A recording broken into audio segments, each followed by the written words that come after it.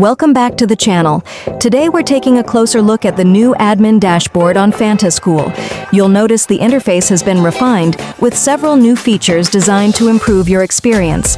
As before, your general school statistics remain visible on the home page.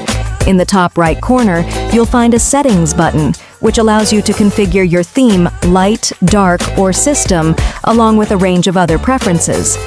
Clicking on your profile picture, also located in the top right, gives you access to the Logout option, as well as My Profile, where you can update your personal information.